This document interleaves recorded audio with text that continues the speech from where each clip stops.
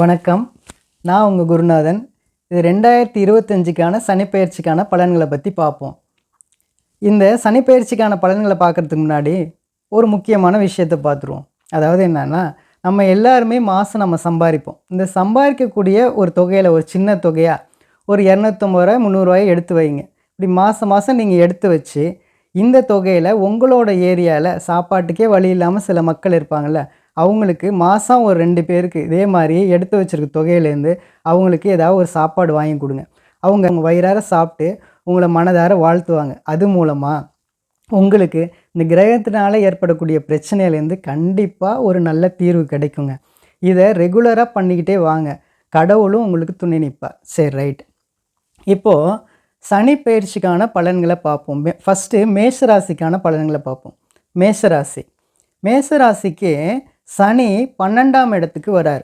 அப்போது கும்பராசிலேருந்து மீனராசிக்கு சனி பயிற்சி ஆகிறாருங்க. 29 மார்ச் 2025 இந்த பயிற்சி நடக்குது. இவர் மீனராசியில் இருக்கக்கூடிய காலகட்டங்கள் பார்த்தீங்கன்னா 2.5 ஆண்டு இருக்கிறார். அப்போது உங்களோட ராசிக்கு 12ஆம் இடத்துக்கு சனி வரார். அப்போது 12ஆம் இடத்துக்கு சனி வராருன்னா என்ன அர்த்தம்? உங்களுக்கு 7.5 சனி ஸ்டார்ட் ஆகுதுன்னு அர்த்தம். அதுக்காக நீங்கள் எதுவும் பயப்பட வேண்டாங்க. 12ஆம் இடத்துல இருக்கக்கூடிய சனி என்ன செய்வார்? உங்களுக்கு வெளிநாடு, வெளி மாநிலங்கள் இந்த மாதிரி குடும்பத்தை விட்டு கொஞ்சம் பிரிஞ்சு போய் நீங்கள் சம்பாதிக்கக்கூடிய இதை ஏற்படுத்தி கொடுப்பாரு. இது இல்லாமல் நீங்கள் இறக்குமதி, ஏற்றுமதி இது மாதிரியான தொழில்களும் நீங்கள் செய்யலாம். 12ஆம் இடத்துல இருக்கக்கூடிய சனினால் நீங்கள் எந்த பயந்துக்கக்கூடிய இதெல்லாம் இல்லை. அதுக்கப்புறம் பார்த்தீங்கன்னா, இந்த சனி பயிற்சியில் 7.5 சனின்னு நம்ம சொல்கிறோம்ல, இதில் 2.5 வருஷம் விரய சனின்னு சொல்கிறோம். அதுக்கு அடுத்த ஒரு 2.5 வருஷம் இருக்குது பார்த்தீங்களா, அதுதான் ஜென்ம சனி. அதுதான் கொஞ்சம் பிரச்சனைகள் அதிகமாக இருக்கும். இந்த 2.5 ஆண்டு நீங்கள் ரொம்ப பயப்படுறதுக்கெல்லாம் ஒன்றும் இல்லை. இந்த 2.5 வருஷத்தில் உங்களுக்கு விரயம் நடக்குது அப்படின்னு சொல்கிறோம்ல, இதை நீங்கள் சுப விரயமாக நீங்கள் மாற்றிக்கலாம். அது என்ன மாதிரி பண்ணலாம்? நீங்கள் வீடு கட்டலாம், நிலம் வாங்கலாம், இதெல்லாம் பண்ணலாம். அப்போது உங்களுக்கு வருமானம் கொஞ்சம் நல்லா வந்து உங்களுக்கு நீங்கள் அதுக்கான சேவிங்ஸ் உங்களுக்கு இருக்குது அப்படிங்கிற பட்சத்தில் இந்த மாதிரி விஷயத்தில் நீங்கள் இறங்கலாம். அதே இது உங்களுக்கு வருமானம் ஒரு அளவுக்கு தான் வருது, அதுக்கும் செலவுக்கும் சரியாக இருக்குன்னா இந்த மாதிரி விஷயத்தில் நீங்கள் இறங்க தேவையில்லை. ஒரு 25 வயசுக்கு மேலே இருக்கக்கூடிய இளைஞருக்கெல்லாம் கண்டிப்பாக நல்ல திருமணம் நடக்கும், நல்ல வேலை வாய்ப்பு அமையுங்க. அதே மாதிரி ஒரு 50 வயசுக்கு மேலே இருக்கவங்க நல்ல நிலம், வீடு, வாசல் எல்லாம் வாங்கி ரொம்ப நல்லபடியாகவே இருக்கலாங்க. எந்த பிரச்சனையும் கிடையாது. சுப விரயத்துக்கு இந்த மாதிரியான விஷயங்களை பண்ணலாம். 12ஆம் இடத்துல இருக்கக்கூடிய சனி அவர் பார்க்கக்கூடிய இடங்கள் என்னென்னா 2ஆம் இடத்தை பார்ப்பார், அதுக்கப்புறம் 6ஆம் இடத்தை பார்ப்பார், அப்புறம் 9ஆம் இடத்தை பார்ப்பார். 2ன்னா என்னங்க? தனம், வாக்கு, குடும்பஸ்தானத்தை பார்ப்பார். அப்போது தனத்தில் ஏதாவது பிரச்சனை வருமா, வரக்கூடிய வருமானத்தில் ஏதாவது பிரச்சனை வரலாமா அப்படின்ற மாதிரி நீங்கள் கேட்கலாம். அதுக்கெல்லாம் ஒன்றும் பிரச்சனை இல்லைங்க. இருக்கும். என்னன்னா உங்களுக்கு வரக்கூடியதில் கொஞ்சம் செலவுகள் இருக்குன்னு சொன்னோன்னா அதுதான் இருக்குமே தவிர்த்து மற்றபடி வரவுக்கு ஒன்றும் பிரச்சனை இல்லை. குடும்பத்தை பொறுத்தளவுக்கு என்ன பிரச்சனை? உங்களுக்கு கணவன் மனைவிக்குள்ளே சின்ன சின்ன பிரச்சனைகள் நடக்கலாம். அது அந்த ஜூன்லேருந்து நவம்பர் வரைக்கும் இந்த வருஷம் 2025 கொஞ்சம் பிரச்சனைகளோட தாக்கம் கொஞ்சம் அதிகமாக இருக்கும். அதே மாதிரி ஜூலை டு டிசம்பர் 2026 கொஞ்சம் குடும்பத்தில் கொஞ்சம் பிரச்சனைகள் இருக்குங்க. நீங்கள் தான் அதுக்கு தகுந்த மாதிரி நீங்கள் பேலன்ஸ் பண்ணிக்கணும். பொதுவாகவே இந்த பயிற்சிகள் எல்லாமே நம்ம தெரிஞ்சுக்கிறது எதுக்குன்னா, நம்ம வாழ்க்கையை நம்ம எப்படி பிளான் பண்ணிக்கணும் அப்படிங்கிறதுக்கான விஷயமே தானே தவிர்த்து மற்றபடி வேறு ஒன்றும் கிடையாது. இப்போது இந்த 2ஆம் இடத்தை பார்க்குறனால உங்கள் வாக்குஸ்தானத்தையும் பார்க்குறாருல, அப்போது நீங்கள் பேசக்கூடிய வார்த்தைகளை கொஞ்சம் கடுமையாக பேசிடக்கூடாது. அது உங்களுக்கு எதிரியை உண்டாக்கிடும். இப்போ நீங்கள் ஆஃபீஸில் ஒர்க் பண்ணுறீங்க அப்படின்னா நீங்கள் கண்டிப்பாக நீங்கள் நல்லாவே ஒர்க் பண்ணுவீங்க, அதில் எந்த மாற்றமும் கிடையாது. ஆனால் அந்த மாதிரி டைமில் நீங்கள் என்ன தான் நீங்கள் ஒர்க் பண்ணாலும் உங்களோட மேனேஜர்ஸாக இருக்கட்டும் கொஞ்சம் அதிகமாக தான் பேசுவாங்க. உங்களுக்கும் ஒர்க் டென்ஷன் இந்த மாதிரி காலத்தில் கொஞ்சம் அதிகமாக தான் இருக்கும். அப்போது அந்த மாதிரி சமயத்தில் நீங்கள் இவ்வளோ ஒர்க் பண்ணுறமே நம்மளை இந்த மாதிரி பேசுகிறாங்களே அப்படிங்கிற மாதிரி உங்களுக்கு அந்த ப்ரெஷர் டென்ஷனில் நீங்கள் கொஞ்சம் நிறைய வார்த்தைகளை பயன்படுத்துகிற மாதிரி இருக்கும். அப்போது அதனால உங்களுக்கு ஒர்க் வைஸில் கொஞ்சம் பிரச்சனை வரலாம்.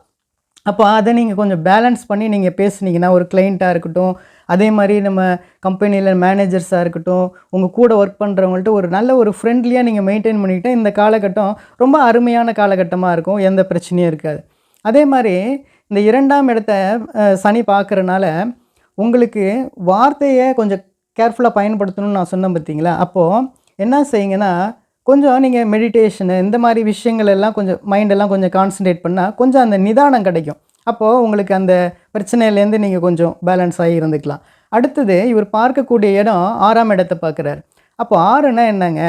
6ன்னா ஹெல்த்து, கடன், நோய், எதிரி இதெல்லாம் சொன்னோம் பார்த்தீங்களா? அப்போது நம்ம கடன் வாங்கினோம்னா கொஞ்சம் அதிகமாக வாங்கிடக்கூடாது. இப்போ நம்ம வீடு, நிலம் இது மாதிரிலாம் நான் வாங்கலான்னு சொல்லும்போது, அப்போது நீங்கள் பேங்க்கு இந்த மாதிரி இடங்கள்ல நீங்கள் வாங்கும்போது அந்த இன்ட்ரெஸ்ட்டுங்கிறது ஒரு நார்மலாக இருக்கும். அப்போது நீங்கள் வந்து ஒன்றும் பிரச்சனை இருக்காது. இதே இது நீங்கள் ஒரு கந்து வட்டிக்கு வாங்குறது, இல்லை எதை எடுத்தாலும் சின்ன சின்ன ஒரு வீட்டு செலவுக்கெல்லாம் எல்லாத்துக்குமே நீங்கள் கடன் வாங்கிட்டே இருந்தோம்னா நமக்கு ரொம்ப பிரச்சனையாக போயிடும்.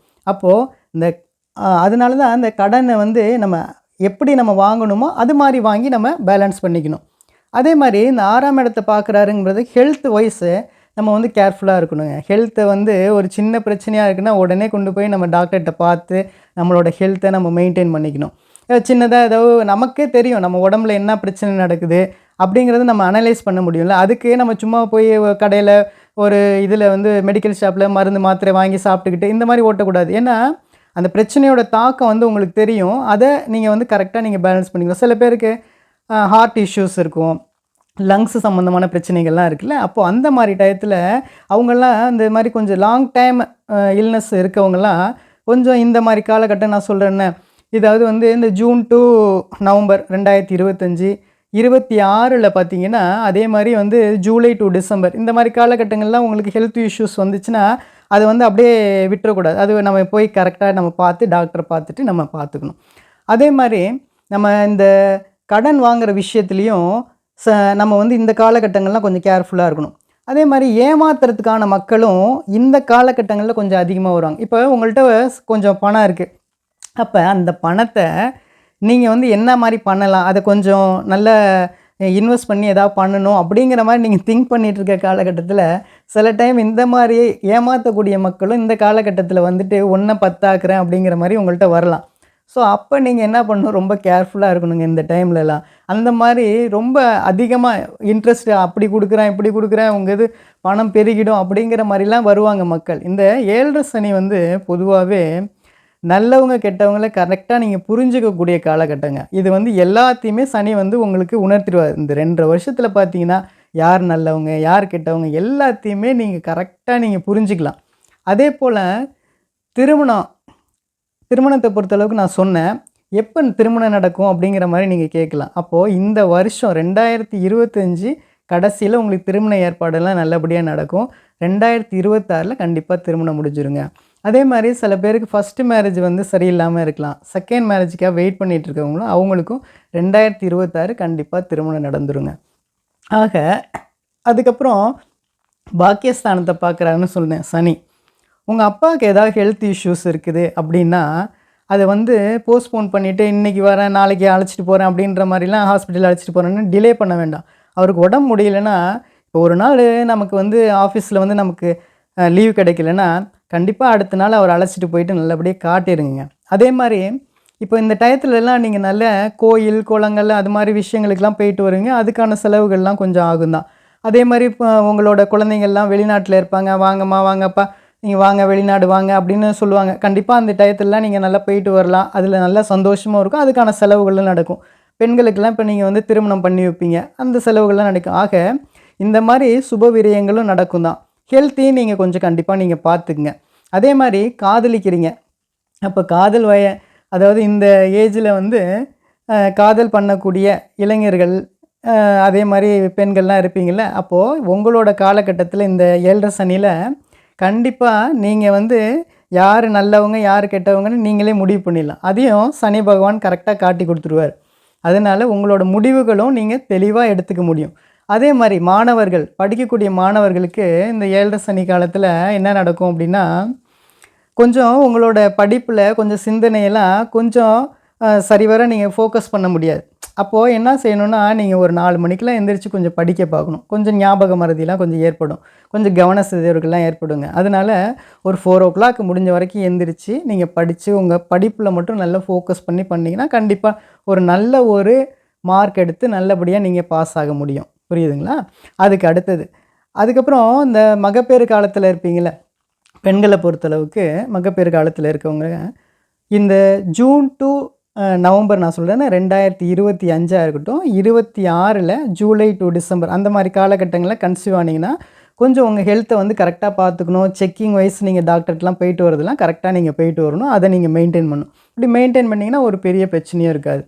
ஆக உங்களுக்கு பரிகாரங்கள் அப்படின்னு சொல்லப்போனால் திருநள்ளாறும் போயிட்டு வாங்க. போயிட்டு வந்தீங்கன்னா ஒரு நல்ல ஒரு பலன் கிடைக்குங்க. அதே மாதிரி கோளறு பதிகம் படிங்க. ஒவ்வொரு நாளும் டெய்லி படிங்க. அது மூலமாக ஒரு நல்ல ஒரு இம்ப்ரூவ்மெண்ட்ஸ் கிடைக்குங்க. மனசுக்கு ஒரு நிறைவு இருக்கும். நல்லபடியாக எல்லாமே நடக்கும். இந்த மாதிரி எல்லா விஷயத்தையும் நீங்கள் பிளான் பண்ணி பண்ணிங்கன்னா கண்டிப்பாக இந்த சனி பெயர்ச்சி உங்களுக்கு எந்த ஒரு பெரிய பிரச்சனையும் கொடுக்காதுங்க.